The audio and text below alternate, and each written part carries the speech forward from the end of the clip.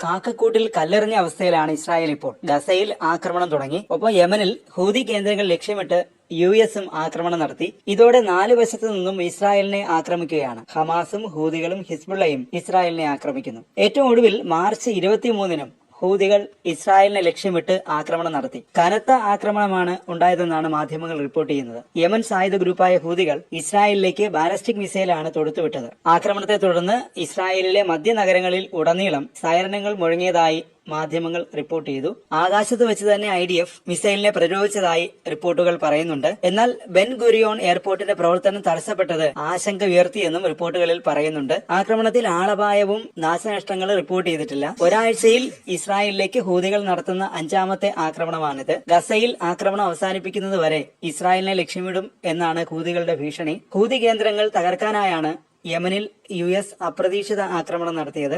ഈ ആക്രമണം US-നും ഇസ്രായേലിനും വലിയ തിരിച്ചടിയായി മാറിയിരിക്കുകയാണ്. ഇസ്രായേൽ ലക്ഷ്യമാക്കിയും ചെങ്കടലിൽ നങ്കൂരമിട്ടിരിക്കുന്ന US-ന്റെ യുദ്ധക്കപ്പൽ ലക്ഷ്യമിട്ടും ഹൂതികൾ തുടർച്ചയായി ആക്രമണം നടത്തുകയാണ്. മധ്യ ഇസ്രായേലിലായിരുന്നു കഴിഞ്ഞ ദിവസവും ഹൂതികൾ ആക്രമണം നടത്തിയത്. ആക്രമണ സൈറൻ മുഴങ്ങിയതോടെ ആളുകൾ പരക്കം പാഞ്ഞു. തിക്കിലും തിരക്കിലും പെട്ട് നിരവധി പേർക്ക് പരിക്കേൽക്കുകയും ചെയ്തു.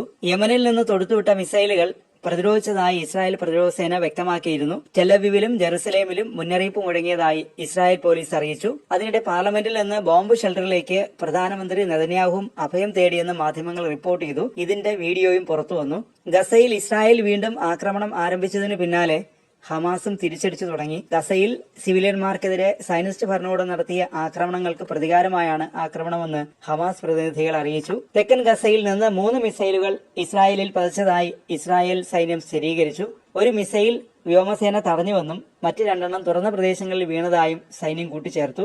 ഈ ആഴ്ച ഗസയിൽ ഇസ്രായേൽ നടത്തിയ ആക്രമണങ്ങൾക്ക് പ്രതികാരമായി ടെലവിവിൽ ബോംബ് ആക്രമണം നടത്തിയതായി ഹമാസ് പറഞ്ഞു. ജനുവരിയിൽ ഇസ്രായേൽ വെടിനിർത്തൽ കരാർ ലംഘിച്ചതിനു ശേഷം ഗസയിൽ നിന്നുള്ള ആദ്യത്തെ റോക്കറ്റ് ആക്രമണമായിരുന്നു അത്. ചൊവ്വാഴ്ച ഇസ്രായേൽ വ്യോമാക്രമണം ആരംഭിച്ചതിന് ഒരു ദിവസത്തിന് ശേഷമാണ് കരയാക്രമണം പുനരാരംഭിച്ചത്. ഗസയിൽ ഇസ്രായേൽ വീണ്ടും പോരാട്ടം ആരംഭിച്ചതിന് മറുപടിയായി ഇസ്രായേലിന് നേരെ ബാലിസ്റ്റിക് മിസൈലുകൾ പ്രയോഗിച്ചതായി ഇറാന്റെ പിന്തുണയുള്ള ഹൂതികൾ പറഞ്ഞു. യമനിലെ ഹൂതി വിമതരെ ഉന്മൂലനം ചെയ്യുമെന്ന് US പ്രസിഡന്റ് ഡൊണാൾഡ് ട്രംപ് മുന്നറിയിപ്പ് നൽകുകയും ചെയ്തു. ഹൂതി ലക്ഷ്യങ്ങളിൽ US വീണ്ടും കനത്ത വ്യോമാക്രമണം നടത്തിയതിനു ശേഷം ട്രംപ് തന്റെ സോഷ്യൽ മീഡിയ അക്കൌണ്ടിലാണ് ഇക്കാര്യം പങ്കിട്ടത്.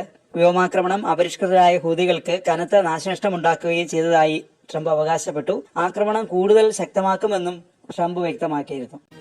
അതിനിടയിൽ ഇറാനെതിരെ ഭീഷണികളുടെ ഭാഷ ഉപയോഗിക്കുന്ന അമേരിക്കയ്ക്ക് ഇസ്ലാമിക വിപ്ലവ നേതാവ് ആയത്തുള്ള സയ്യിദ് അലി ഖമേനി മുന്നറിയിപ്പ് നൽകിയതായി ഇറാനിയൻ മാധ്യമങ്ങൾ റിപ്പോർട്ട് ചെയ്തു.